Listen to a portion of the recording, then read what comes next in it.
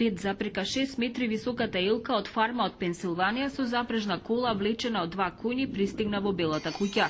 Првата дама Мишел Обама со ќерките Малија и Саша ја пречека елката пред северната порта на претседателската резиденција. Елката ќе ја краси сината соба во Белата куќа за божикните и новогодишните празници.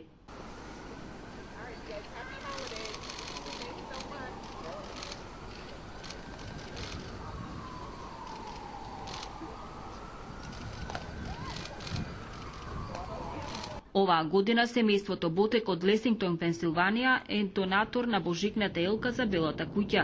Тие се фармери за божикни елки кои што 2 пати освоиле и награди за најубаво божикно дрвце.